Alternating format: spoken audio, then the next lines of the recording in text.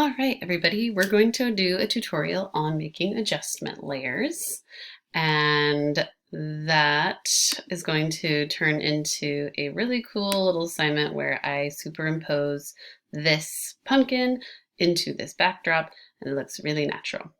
So I've already gone in to Pixabay and picked out that pumpkin and this backdrop.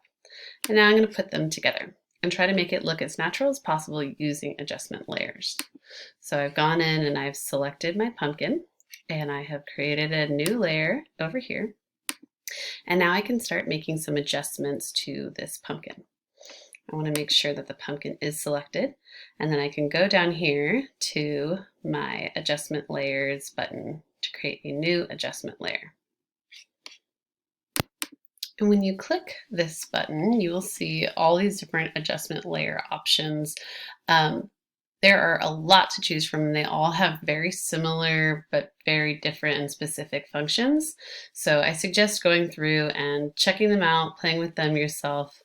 And remember that whatever you do to one layer is going to happen to things underneath it. So for a quick example, I'll go ahead and show you what happens if I click black and white.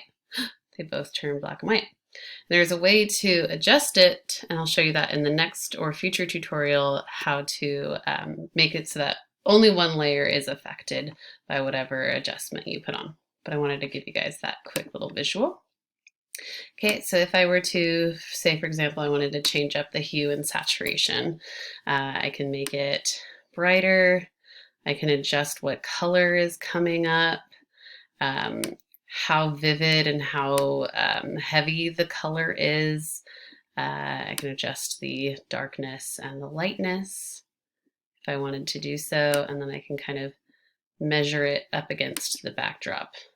Still looks pretty bright in comparison, so I can adjust it like so.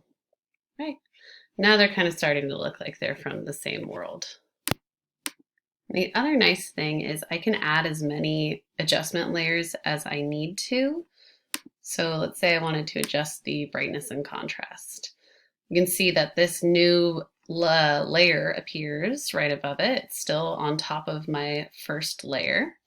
And I can go ahead and move this bevel around to adjust brightness and contrast. So it brings out the exposure, brings out the highlights, and I can always just measure it to the background and say, okay, that looks a little bit grittier, looks a little bit more on par. Okay, and then eventually when I've found the color that I like, I can size it down and move it using this move tool, and it can rest pretty believably in the frame of this picture. It's still not quite exactly where I would want it to be, but now it's a little bit closer to looking like it belongs within this world.